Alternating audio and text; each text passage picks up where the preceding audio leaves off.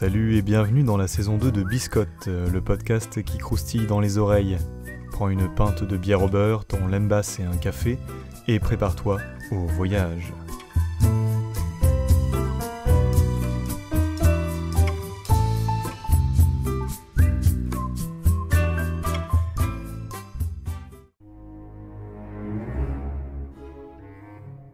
Si vous pensiez être à l'abri, c'est raté.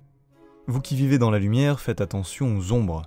Elles surgissent bien assez tôt dans les villes, les palais, et même, pourquoi pas, dans les dimensions hors du monde.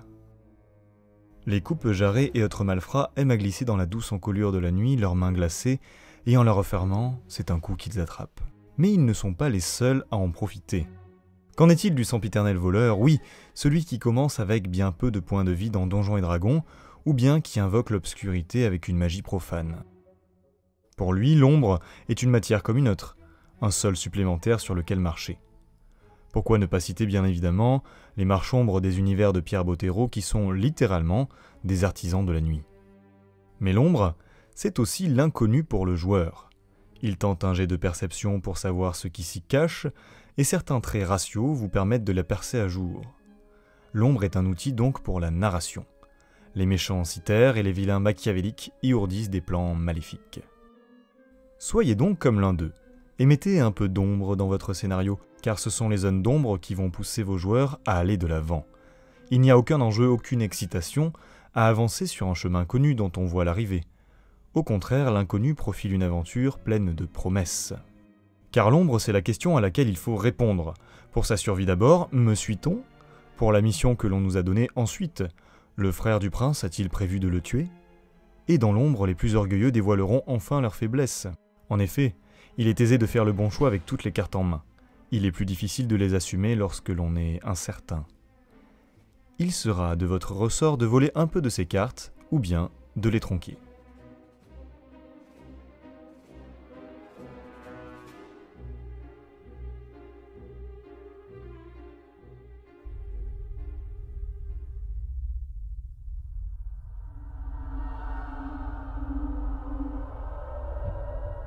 Ne nous arrêtons pas en si bon chemin. Continuons de marcher dans cette ruelle malfamée et laissons-nous totalement engloutir par l'obscurité. Imagine un monde où la lumière n'existe plus, où le soleil s'est brisé et où les ténèbres ne sont que vaguement dissipées par un éclairage huileux, se perdant dans un fog étouffant. Un monde à l'ère industrielle, où cette nuit perpétuelle est parfaite pour dissimuler les criminels de tout poil. Mais dans les rues sombres de la ville de Duskvol, ce ne sont pas ces malfrats qui sont les pires menaces. Conspiration de haut ponte, culte de tout poil et entités ectoplasmiques ne te laisseront pas une minute de répit.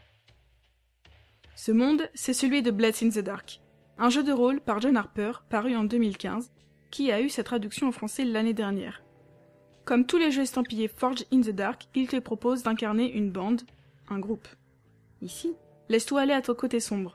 Il s'agit d'une bande de renégats, qui aura sa propre fiche avec ses différents traits, sa réputation, ses atouts, ses ressources et bien évidemment, ses ennuis.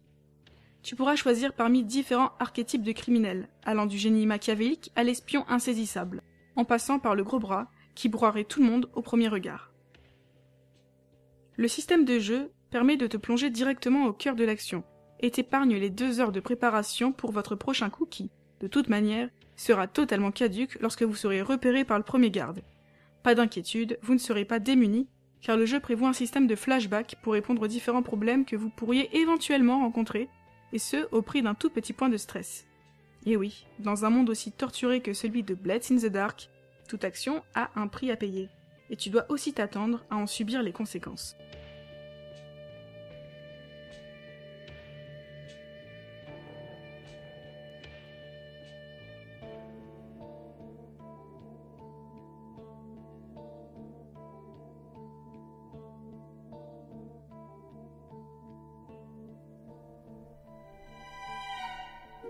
Après toutes ces ombres, il nous faudrait un peu de lumière pour se sentir plus à l'aise, d'autant que les journées raccourcissent.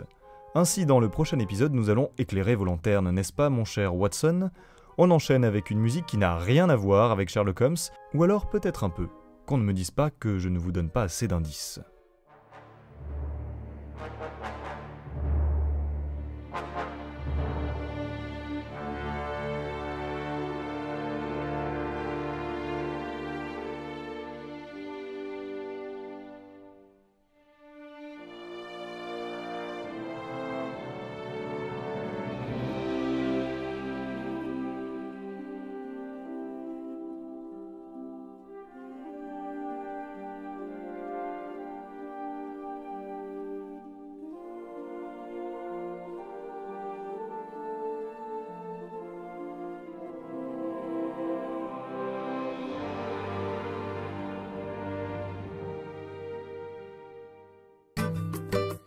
C'est la fin de cet épisode de Biscotte, hélas, mais tu peux retrouver tous les épisodes sur la chaîne YouTube Indécent et sur notre page Encore, ainsi que sur ta meilleure application de podcast. Indécent, c'est aussi des vidéos, des critiques et un tas d'autres contenus. À bientôt pour de nouvelles aventures.